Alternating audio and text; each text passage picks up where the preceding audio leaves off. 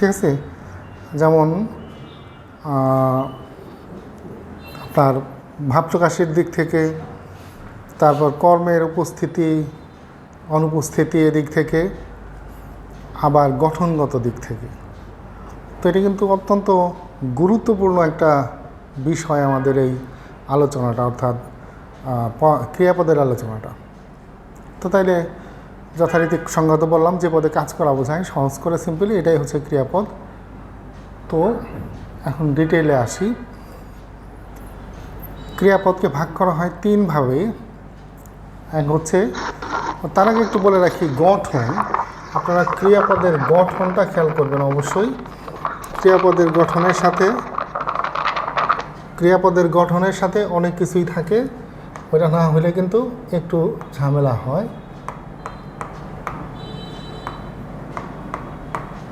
যেমন আমরা তো নর্মালি বলি ধাতুর সাথে পুরুষ ও কালসূচক ক্রিয়া বিভক্তি যুক্ত হয়ে ক্রিয়াপদ গঠিত হয়। ধাতুর সাথে পুরুষ ও কালসূচক ক্রিয়া বিভক্তি যুক্ত হয়ে ক্রিয়াপদ হয়। এখন একটু এই উদাহরণটা খেয়াল করলে দেখবেন, এখানে কর, এটা হচ্ছে ধাতু, আর ই হচ্ছে ক্রিয়া বিভক্তি। তো ধাতুর সাথে পুরুষ ও কালসূচক ক্রিয়া বিভক্তি যোগ হয়ে হয়েছে হলো করি ক্রিয়াপদটা। এই ক্ষেত্রে আমাদের যেটা লক্ষণীয়, যে ধাতুর পরে কিন্তু প্রত্যয় যোগ হয়। ঠিক আছে, তাহলে ক্রিয়া বিভক্তি আর প্রত্যয়ের পার্থক্যগুলো আমাদের একটু আলাদা করে খেয়াল করতে হবে স্পেশালি। তো এখন আমরা শুরু করি।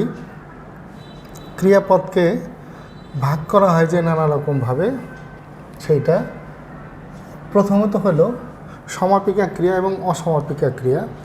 এটা সিম্পলি এভাবেই বলা যায় যে যে ক্রিয়ায় মনোভাব প্রকাশ শেষ করে বা শেষ করা যায় তাকে বলে সমাপিকা ক্রিয়া, আর যে ক্রিয়ায় মনোভাব শেষ করা যায় না তাকে অসমাপিকা ক্রিয়া বলে।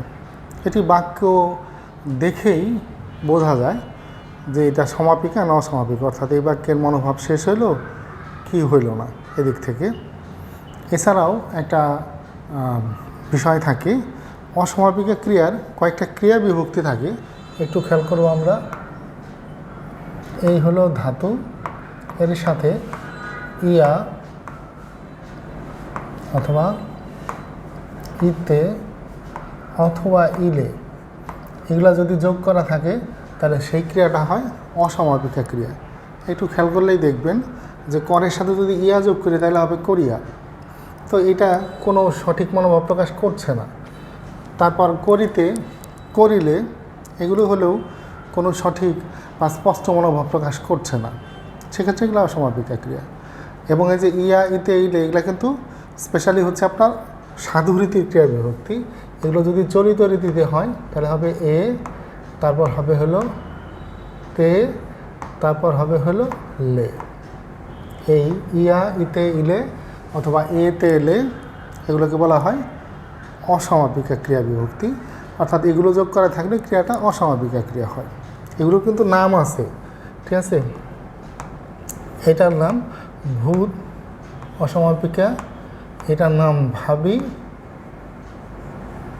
আর এটার নাম শর্ত অসমাপিকা।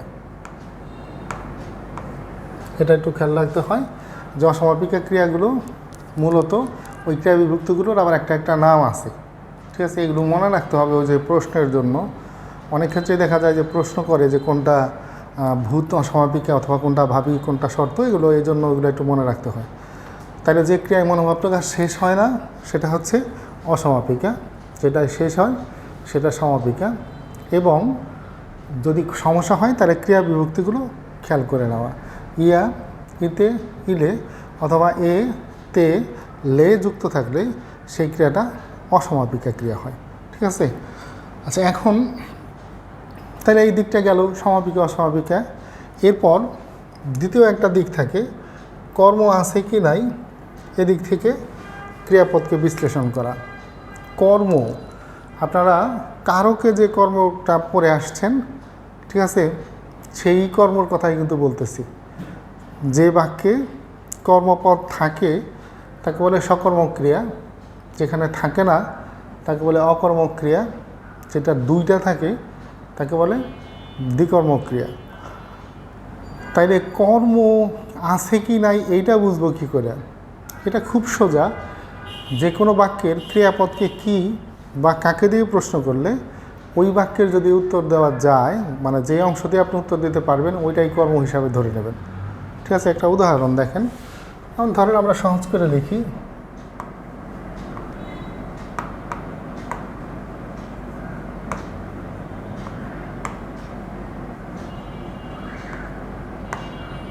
গরু ঘাস খায়। এখানে খায় হচ্ছে ক্রিয়াপদ।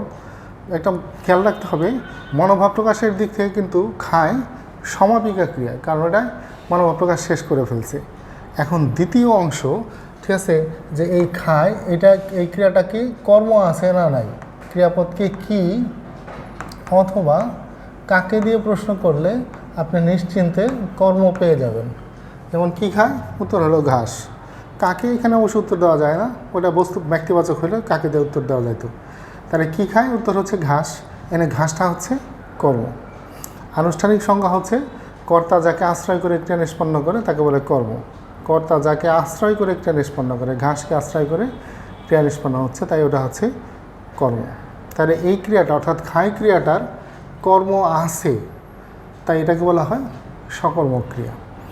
আর যদি না থাকতো তাহলে সেটাকে বলা হয় অকর্মক ক্রিয়া। যেমন ধরেন এভাবে যদি লিখি,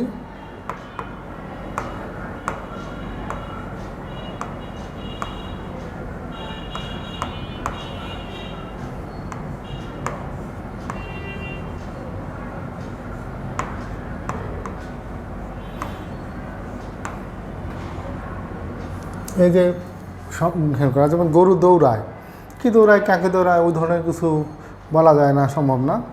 তাই দৌড়ায় হচ্ছে গিয়া সমাপিকা ক্রিয়া কিন্তু অকর্মক, কারণ কর্ম নাই। আবার শিশু হাসে, ওইটাও হাসে, কি হাসে, কাকে হাসে, ওইভাবে তো বলা যায় না, তাই ওটি অকর্মক ক্রিয়া। তাইলে ব্যাপারটা কিন্তু সিম্পল, যে ক্রিয়ার কর্ম থাকে তাকে বলে সকর্মক, থাকে না অকর্মক।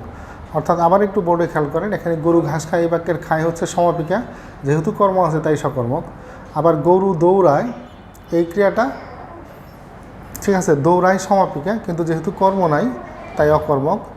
আবার শিশু হাসে, ওটা সমাপিকা কিন্তু কর্ম নাই, তাই ওটা অকর্মক। ঠিক আছে, এরপর থাকে দ্বিকর্মক ক্রিয়া। তো দ্বিকর্মক ক্রিয়ার মধ্যে দুইটা কর্ম থাকে। যেমন ধরেন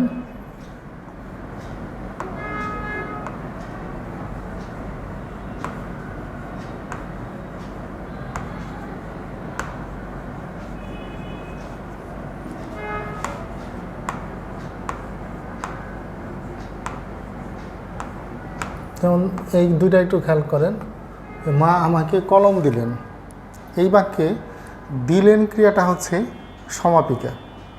ঠিক আছে, কারণ মনোভাব প্রকাশ শেষ হয়েছে। এখন এই বাক্যের দুইটা কর্ম আছে, একটা আমাকে আর একটা হচ্ছে কলম, তাই এই ক্রিয়াটাকে বলা হবে হলো দ্বিকর্মক ক্রিয়া। ঠিক আছে, দ্বিকর্মক ক্রিয়া যেটা ব্যক্তিবাচক কর্ম এটার নাম গৌণ কর্ম, আর বস্তুবাচক কর্মটাকে বলে মুখ্য কর্ম। এটাও একটা মজার জিনিস, এটাও একটা লক্ষণীয় বিষয়। ঠিক আছে, যে এই দ্বিকর্মক ক্রিয়ার ব্যক্তিবাচক কর্মটা গৌণ কর্মে, এটা লক্ষণীয় বিষয় কারণে বলতেছি যে দ্বিকর্মক ক্রিয়া বলতেছি, যে কোনো ক্রিয়ার কর্মই বা যে কোনো ক্ষেত্রে আপনি দেখবেন যে ব্যক্তিটাকে প্রাধান্য দেওয়া হচ্ছে, কিন্তু এখানে ব্যক্তিটাকে প্রাধান্য দেওয়া হচ্ছে না, এখানে প্রাধান্য পাচ্ছে হলো আপনার বস্তুটা। এই জন্য এটা একটু আলাদা মনোযোগের দাবিদার। তাহলে দ্বিকর্মক ক্রিয়ার ব্যক্তিবাচক কর্ম যেটা সেটা হচ্ছে গৌণ কর্ম, আর বস্তুবাচক কর্ম যেটা সেটা হচ্ছে মুখ্য কর্ম। ঠিক আছে, ব্যক্তিবাচক কর্ম অর্থাৎ গৌণ কর্মে বিভক্তি যুক্ত হয়, আর মুখ্য কর্মে বিভক্তি যুক্ত হয় না, অর্থাৎ মুখ্য কর্ম সবসময় শূন্য বিভক্তি থাকে। এভাবে যে যেমনি খুশি মনে রাখা যায়। আচ্ছা, এরপরে এখানে আরও থাকে যে সকর্মক ক্রিয়ার অকর্মক রূপ, অর্থাৎ ক্রিয়াটা সকর্মক কিন্তু ব্যবহার হয় অকর্মক হিসাবে, আবার অকর্মক ক্রিয়া সকর্মক রূপ। ঠিক আছে, আবার সমধাতুজ কর্ম, ধাত্বার্থক কর্ম, এই প্রসঙ্গগুলো একটু জটিল, বিধায় আজকে এড়াইয়া যাচ্ছি। যখন সামনে ক্লাস করব আমরা, সামনাসামনি ক্লাস করব আমরা, তখন ইনশাল্লাহ এগুলোর উত্তর হয়ে যাবে ইনশাল্লাহ। ঠিক আছে, তাহলে আবার একটু রিপিট করি আমরা আলোচনাটা। যে পদ দিয়ে কোনো কাজ করা বোঝায় ওটা হচ্ছে ক্রিয়াপদ, অথবা যে পদে কর্তার কি হয়, কি ঘটে বা কী সমাধান হয় এই সমস্ত ইঙ্গিত দেয় যে পদে, সেটার নাম হচ্ছে ক্রিয়াপদ। 3 ভাগে ভাগ করা হয়, মনোভাব প্রকাশের দিক থেকে, তারপর কর্মের উপস্থিতির দিক থেকে অর্থাৎ কর্ম আছে কি না এদিক থেকে, এবং গঠনগত দিক থেকে। মনোভাব প্রকাশের দিক থেকে ক্রিয়াপদ 2 রকম, সমাপিকা এবং অসমাপিকা ক্রিয়া। মনোভাব শেষ করতে পারলে সমাপিকা, শেষ করতে না পারলে অসমাপিকা ক্রিয়া। ক্রিয়া বিভক্তিতে ইয়া, ইতে, ইলে অথবা এতে, লে থাকলে সেটা অসমাপিকা ক্রিয়া হয়। এরপর কর্ম ওর উপস্থিতির দিক থেকে ক্রিয়াপদ আবার 3 প্রকার, সকর্মক, অকর্মক, দ্বিকর্মক। যে ক্রিয়ার কর্মপদ থাকে তাকে বলে সকর্মক ক্রিয়া, যে ক্রিয়ার কর্ম থাকে না তাকে বলে অকর্মক ক্রিয়া, যে ক্রিয়ার 2টা থাকে তাকে বলা হয় দ্বিকর্মক ক্রিয়া। দ্বিকর্মক ক্রিয়ার ব্যক্তিবাচক কর্মটার নাম হচ্ছে গৌণ কর্ম, আর বস্তুবাচক কর্মটার নাম হচ্ছে মুখ্য কর্ম। তো এখানে আবার একটু মনে করাই দিই, গৌণ অর্থাৎ যেটা মানুষ ওইটাই কিন্তু গৌণ হওয়ার কথা ছিল মুখ্য। ওকে, এরপর থাকে হলো গঠনগতভাবে ক্রিয়াপদকে আবার 4 ভাগে 5 ভাগে ভাগ করা হয়। প্রথমটা হলো মৌলিক ক্রিয়া, একটা মাত্র ক্রিয়া দিয়ে যে মনোভাব প্রকাশ পায় তাকে বলা হয় মৌলিক ক্রিয়া।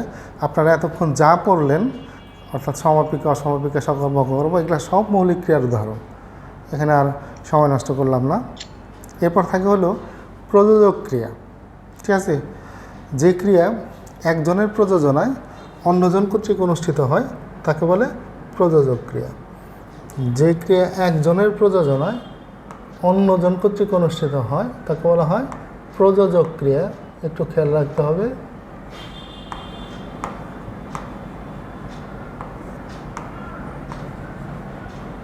যেমন উদাহরণ লিখলাম, মা শিশুকে চাঁদ দেখা। এইবার ক্রিয়াটা দেখায় ক্রিয়াটা হচ্ছে একটা প্রযোজক ক্রিয়া, কারণ ওটা মা সরাসরি নিজে দেখায় না, তার তত্ত্বাবধানে কাজটা করে অন্য আরেকজন অর্থাৎ শিশু, ঠিক আছে। এই জন্য এরকম যতগুলো দেখবেন সেটা প্রযোজক ক্রিয়া বলে। এবং মনে রাখেন প্রযোজক ক্রিয়া সবসময় সকর্মক হয়, যেমন এই যে এটা হচ্ছে কর্ম, ঠিক আছে। তাহলে প্রযোজক ক্রিয়া সবসময় সকর্মক।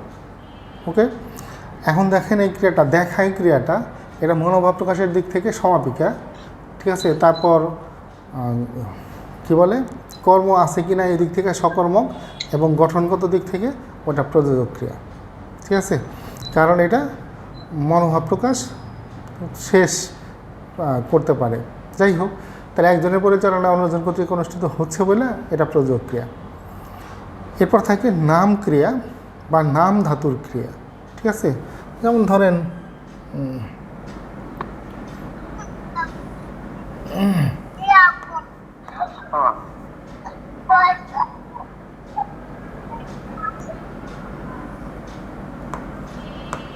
যেমন ছেলেটি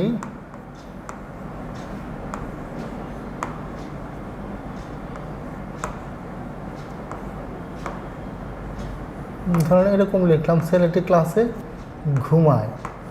তাহলে এখানে দেখেন ছেলেটি ক্লাসে ঘুমায়, এটা এই ঘুমায় ক্রিয়াটার গঠন যদি আমরা খেয়াল করি তাহলে এটা কিভাবে গঠিত হয়েছে। প্রথমে একটা নাম শব্দ অর্থাৎ ঘুম, এর সাথে যুক্ত হয়েছে আ প্রত্যয়, হয়ে 2টা মিলা হয়েছে একটা ধাতু ঘুমা। এরপরে ক্রিয়া বিভক্তি যুক্ত হয়েছে অ, এভাবে হয়েছে ওই ক্রিয়াটার গঠন। তাহলে আমাদের খেয়াল রাখতে হবে যে নাম শব্দ বিশেষেরই আরেকটা নাম হচ্ছে নাম শব্দ। তাহলে নাম শব্দের পর আ প্রত্যয় যুক্ত হয়ে যে ধাতু হয় তাকে বলে নাম ধাতু, আর এই নাম ধাতুর থেকে যে ক্রিয়া সেগুলোকে বলা হয় নাম ধাতুর ক্রিয়া। এটা সহজ করে চিনবেন আপনারা, যদি যে একটা ক্রিয়াপদ ভাঙার পর, ঠিক আছে, একটা ক্রিয়াপদ বিশ্লেষণ করার পর মূল অংশে যায় যদি একটা বিশেষ্য পান তাইলে ধরে নেবেন একটা নাম ধাতুর ক্রিয়া, ঠিক আছে। আর ধাতু চ্যাপ্টারে তো দেখছেন এই বিষয়টা, ঠিক আছে। এরকম আরও দেখেন, শিক্ষক ছাত্রকে ধরেন আমরা এইভাবে লিখলাম যে ব্যথায়, ঠিক আছে। এটাও ওই একই রকম, এটার গঠনটাও খেয়াল করবেন, বেত যোগ আ সমান হবে হলো বেতা, এই আপনার হয়ে গেছে নাম ধাতু। এরপরের থেকে ক্রিয়া বিভক্তি যুক্ত হলেই নাম ধাতুর ক্রিয়া। ঠিক আছে, পাশাপাশি খেয়াল করতে হবে আমাদের যে প্রযোজক ক্রিয়াটা কিন্তু উপরে লাগছে, যেটা মুছি নাই। ঠিক আছে, এই কারণে মুছি নাই যে প্রযোজক ক্রিয়াটা থাকুক, এটার গঠনের সাথে নাম ধাতুর ক্রিয়ার খুব মিল। যেমন এটা কিভাবে এটা গঠিত হয়েছে হলো দেখ যোগ আ ইকুয়াল দেখা যোগ অ, সবই কিন্তু একই রকম লাগে। দেখেন খেয়াল করে, দেখা ওটা একটা সাধিত ধাতু। ঠিক আছে, এই যে এই আটা, এই আটাকে বলা হয় প্রেরণার্থে বা অপরকে নিয়োজিত করা অর্থে আ। ঠিক আছে, কিন্তু নিচের ঘুম শব্দেরা ওটা প্রেরণার্থে বা নিয়োজিত করা অর্থে না। ঠিক আছে, এই জন্য উপরেরটা হচ্ছে প্রযোজক ধাতু আর ক্রিয়াটা হচ্ছে প্রযোজক ক্রিয়া, নিচেরটা হচ্ছে নাম ধাতু আর ক্রিয়াটা হচ্ছে নাম ধাতুর ক্রিয়া। ঠিক আছে, তাহলে এটার পার্থক্য, এই দুটার পার্থক্য কিন্তু অনেক সময়ই ওই তাড়াহুড়া করলে বা একটু অসচেতন থাকলে দেখা যায় নাম ধাতু প্রযোজক ধাতু এগুলা এলোমেলো লেগে গেছে, সব কিছু মিলে ওই এই দুইটা ক্রিয়ার মধ্যে চিনতে অনেক সময় ঝামেলা হয়। ওই সেক্ষেত্রে বলবো একই কথা, যে একটু সাবধান থাকলেই হয়। ঠিক আছে, যে জাস্ট উদাহরণগুলো যখন খেয়াল করবেন না, তখন একটু খেয়াল করে দেখবেন যে এটা নাম ধাতু না প্রযোজক ধাতু। ওরকম যেমন ধরেন ঘুমায়, তারপর ব্যথায়, ছেলেটিকে ধমকিও না, এখানে ধমক নাম ধাতুর উদাহরণ। কঞ্চিটি বাঁকিয়ে ধরো, এখানে বাঁকিয়ে নাম ধাতুর উদাহরণ। ঠিক আছে, তা লোকটিকে বা কী বলে ছেলেটিকে হাসাচ্ছে, যে হাসাচ্ছে ওইটাও আপনার নাম ধাতু। এরকম অসংখ্য নাম ধাতুর উদাহরণ আছে।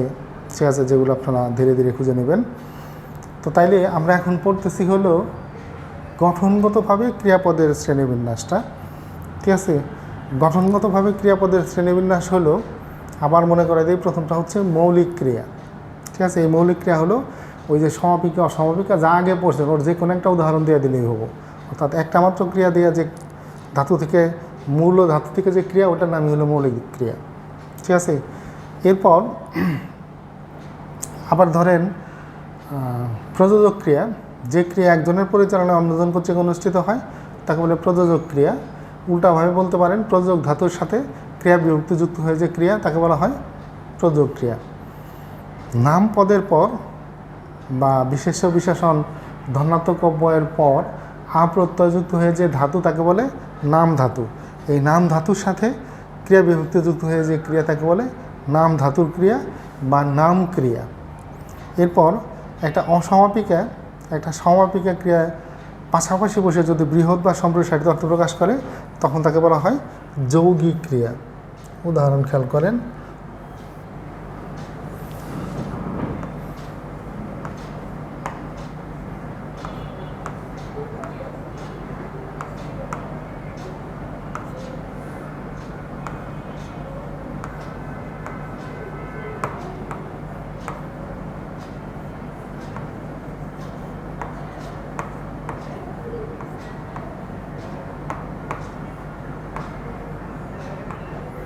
এই যে ক্রিয়াগুলো খেয়াল করেন। ঠিক আছে, যে আমার কাজটা করে দাও, কথাটা বলে রাখো, ঘটনাটা শুনে রাখো, এরকম যদি হয় বা এরকম যদি ক্রিয়া হয় তখন আপনাদের কিন্তু খেয়াল রাখতে হবে এই দুইটা মিলে কিন্তু একটা ক্রিয়া। ঠিক আছে, এখানে আরেকটু লক্ষণীয়, যেখানে কিন্তু ক্রিয়াপদ দুইটা, বলে এটা হচ্ছে অসমাপিকা, ফেলো হচ্ছে সমাপিকা, নিচেরটাতে করে পরেরটায় দাও, মানে এই দুইটা মিলে কিন্তু একটা ক্রিয়া হচ্ছে, এটাকে বলা হয় যৌগিক ক্রিয়া। তাইলে এটা চেনা খুব সোজা। এবং কিভাবে চিনব এটা, যে একটা সমাপিকা একটা অসমাপিকা পাশাপাশি থাকে, তাহলে এটা যৌগিক ক্রিয়া। এবং যেটা এই বিষয়ে লক্ষণীয় সেটি হচ্ছে যে অসমাপিকা এবং সমাপিকা ক্রিয়া অতি অবশ্যই পাশাপাশি বসতে হবে। যদি এদের মধ্যে কোনো ফাঁক থাকে, গ্যাপ থাকে, মাঝখানে অন্য কোনো শব্দ থাকে, তাহলে সেটা কিন্তু যৌগিক ক্রিয়া হয় না, সেটা অন্য কিছু হয়ে যায়। যেমন ধরেন আমার ছেলে মেয়ে আমার কথা শুনে ছেলে মেয়েগুলো হেসে ফেললো, তাহলে এখানে হেসে ফেললেও একটা যৌগিক ক্রিয়া, কারণ সমাপিকা অসমাপিকা পাশাপাশি। কিন্তু যদি আমরা বলি যে আমরা হাঁটতে হাঁটতে অনেক পথ এলাম, এই যে হাঁটতে হাঁটতে অনেক পথ এলাম, এটা কোনোভাবেই কিন্তু যৌগিক ক্রিয়া হয় নাই, যদিও সামনে অসমাপিকা ক্রিয়া আছে, পরে সমাপিকা আছে। তাহলে এটা শর্ত হচ্ছে অসমাপিকা আর সমাপিকা ক্রিয়া মিলে একত্র হতে হয়, ঠিক আছে? অর্থাৎ দুইটা মিলে একটা বিশেষ বা সম্প্রসারিত অর্থ প্রকাশ করতে হয়, নাহলে কিন্তু হয় না। অর্থাৎ এখানে বিচ্ছিন্নভাবে যে কোনো একটা আলাদা করে কোনো ক্রিয়াপদ গঠন করে না, দুইটাই লাগে, তো এটাকে বলা হয় যৌগিক ক্রিয়া।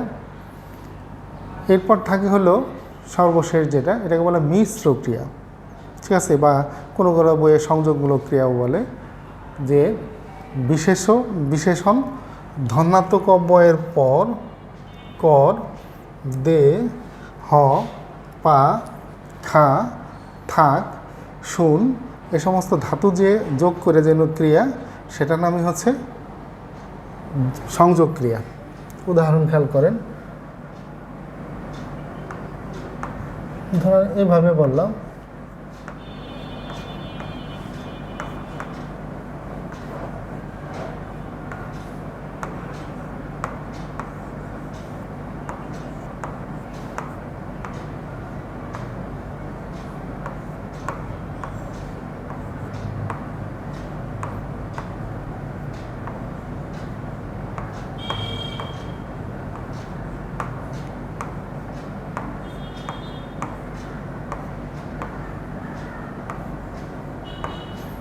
এই বিষয়গুলো যে প্রথম বাক্যটা দেখেন খেয়াল করে, ধরেন বললাম যে তোমায় দেখে বিশেষ প্রীত হলাম, এই বাক্যে ক্রিয়াপদ কি? শুদ্ধ উত্তর হচ্ছে প্রীত হলাম। কোনোভাবেই হলাম না কিন্তু, কারণ এই প্রীত শব্দটা বাদ দিলে এই প্রকাশের সঠিক অর্থ প্রকাশের ক্ষমতা নষ্ট হয়ে যায়, সুতরাং ওইটা ক্রিয়ারই অংশ, ঠিক আছে? তাহলে প্রীত হচ্ছে একটা বিশেষ্য, হলাম হলো ক্রিয়া, দুইটা মিলে একটা নতুন ক্রিয়া, এই ক্রিয়াটাকে বলা হয় হলো আপনার সংযোগ ক্রিয়া, ঠিক আছে? তারপর রাজি হও, ওই একই কথা, গুণ কর, ভাগ কর, এই টাইপের যতগুলো আছে। তারপর যে লেখা আছে না, যেমন এখন গোল্লায় যাও, এখানে ক্রিয়াপদ কিন্তু যাও না, ক্রিয়াপদ হচ্ছে গোল্লায় যাও, দুইটা মিলা। তো এইটার ধাতুর গঠনটা একটু খেয়াল করেন আপনি, ঠিক আছে? একটা দেখায়, চুপ করো, এটা থেকে নেই যদি আমরা, ঠিক আছে? বা এটার থেকে নেই,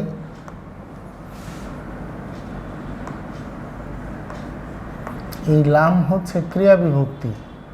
ক্রিয়া আমাদের ধাতুর একটা সংজ্ঞা আছে, ক্রিয়াপদ থেকে ক্রিয়া বিভক্তি বাদ দিলে যা থাকে তাই ধাতু। তাহলে প্রীত হলামে লাম হচ্ছে ক্রিয়া বিভক্তি। এখন কি থাকে?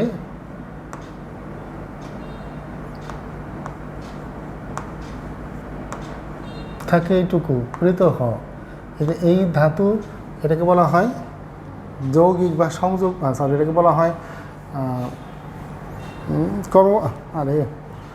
সংযোগমূলক ধাতু। এই সংযোগমূলক ধাতু থেকে যে ক্রিয়া, সেটাই হচ্ছে সংযোগমূলক ক্রিয়া বা সংযোগ ক্রিয়া, ঠিক আছে? তাহলে এই যে বিশেষণ ধনাত্মক অব্যয়ের পর যখন একটা ধাতু যোগ হয় নতুন করে, তখন ওই ধাতুর ক্রিয়াটাকে বলে সংযোগ ধাতু বা সংযোগ ক্রিয়া। আবার বিশেষণ ধনাত্মক অব্যয়ের পর প্রত্যয়যুক্ত হয়ে যে নতুন ধাতু হয়ে ক্রিয়া, ওটার নাম নাম ক্রিয়া, ঠিক আছে? তাহলে এগুলো একটু সতর্ক এবং সচেতনতার সাথে আমাদের খেয়াল করতে হবে। এরপর কোনো সময় দেখা যায় যে অকর্তৃক ক্রিয়া থাকে, যেগুলো হয়তো আপনাদের অনেক সময় মাথা ব্যথার কারণ হবে। অকর্তৃক ক্রিয়া মানে যে ক্রিয়ার কোনো কর্তা থাকে না, যেমন মাথা ব্যথা করছে, ঠিক আছে?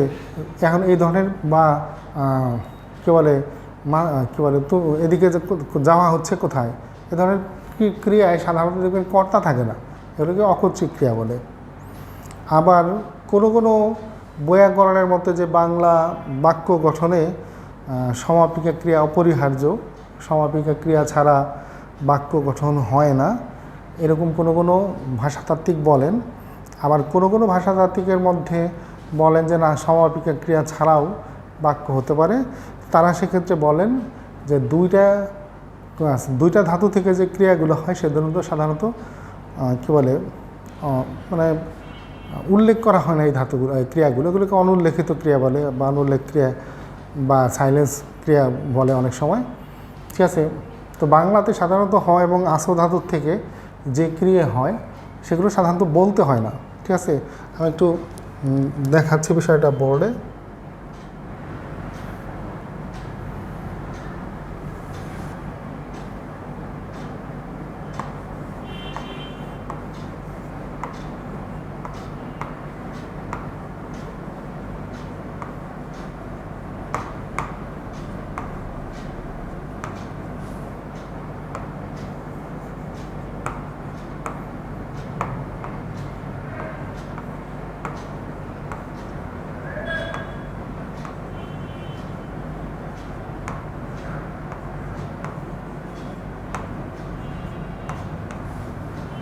এটা এখন এখানে সরি তালে তালে আছে লিখে ফেলছি।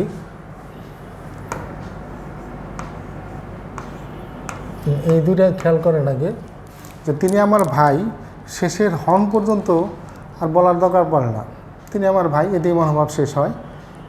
তাদের তো অনেক টাকা আছে, এটা আর উল্লেখ করার প্রয়োজন হয় না। ঠিক আছে, আজ প্রচণ্ড গরম অনুভূত হয়, এই শেষের হওয়া না বললেও চলে। ঠিক আছে, এই জন্য পণ্ডিতেরা মনে করেন হ এবং আসো ধাতুর থেকে যে ক্রিয়া হয় সেগুলোকে বলা হয় অনুক্ত ক্রিয়া, অর্থাৎ ক্রিয়াগুলো অনুল্লেখিত থাকে। এরপর ক্রিয়ার মধ্যে আরও একটা জিনিস যেটি থাকে সেটি হচ্ছে ক্রিয়ার ভাব থাকে।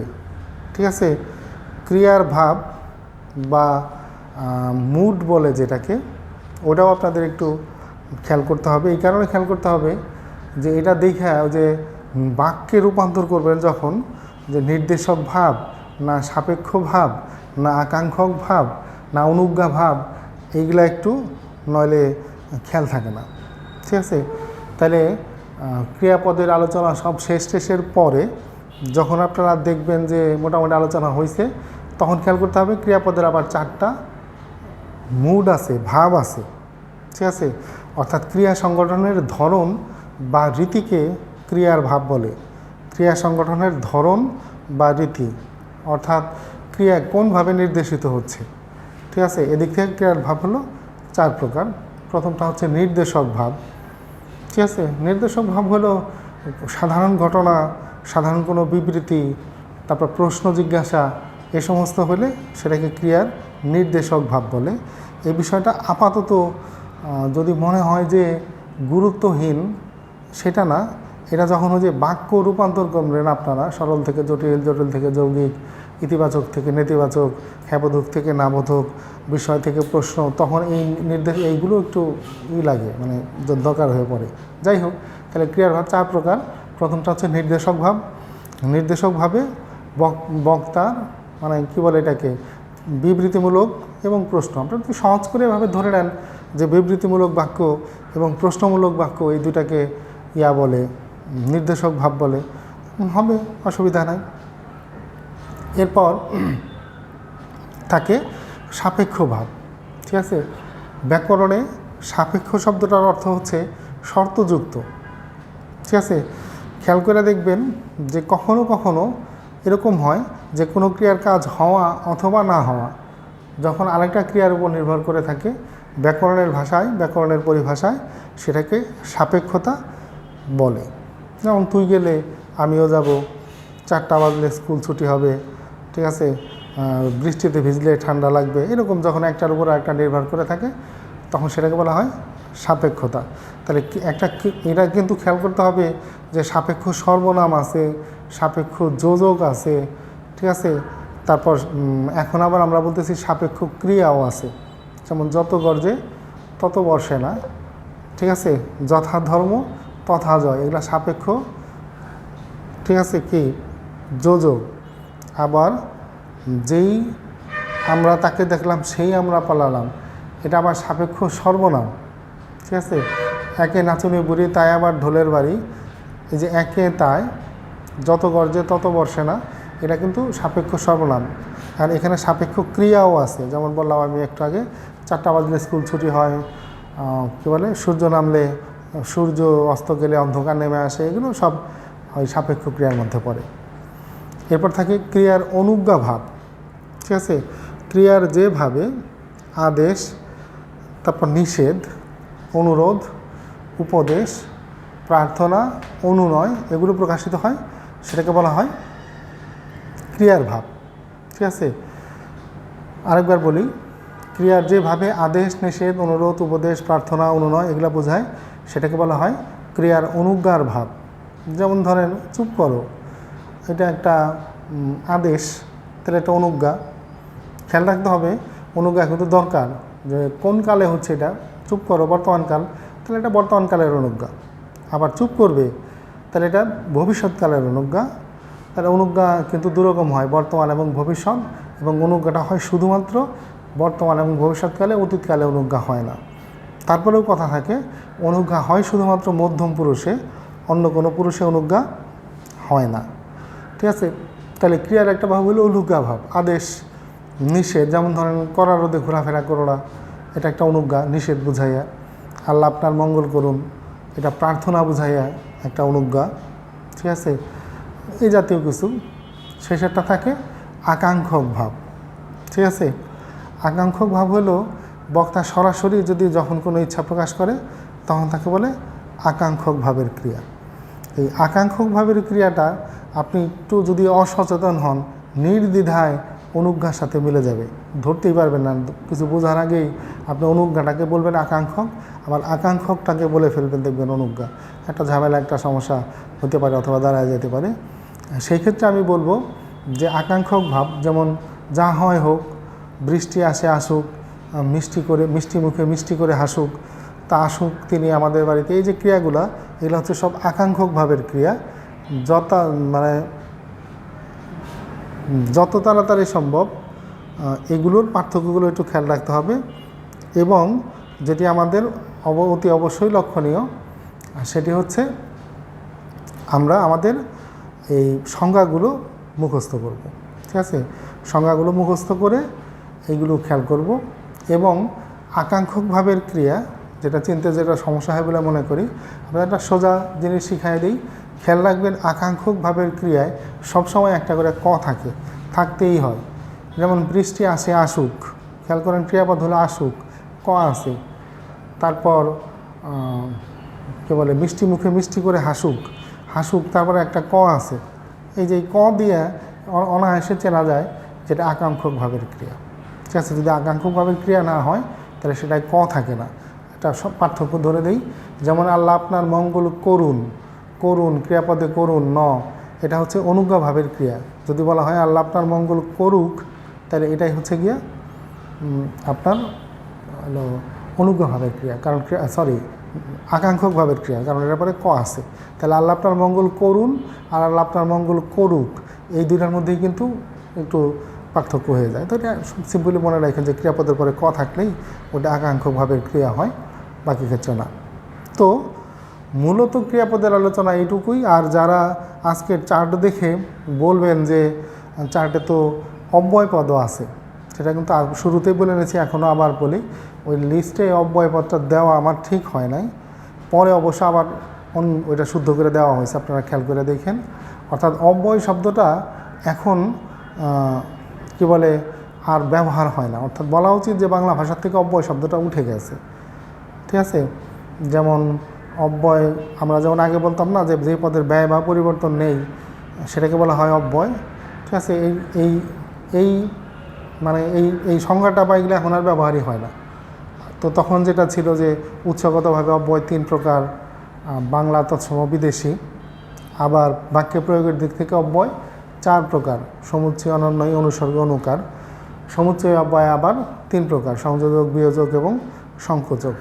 তো এখন এই যে এই শ্রেণীবিন্যাসগুলো, এগুলো যদি আপনারা পড়েন নিজেদের জ্ঞানটাকে একটু পোক্ত করার জন্য, তাহলে অবশ্যই ভালো হয়। ঠিক আছে, এবং সেই ক্ষেত্রে আমি আপনাদের অবশ্যই সাহায্য করব। যদি আপনাদের মনে হয় যে না ওই শ্রেণীবিভাগটা করায় দেন, তাহলে আমরা পরের ক্লাসে ওটা আলোচনা করব, অসুবিধা নেই। কিন্তু আজকে এই পর্যন্তই আমাদের ক্লাসটা শেষ করব। ঠিক আছে, তো আমাদের আজকের মতো এখানে শেষ করছি এবং আপনাদের যদি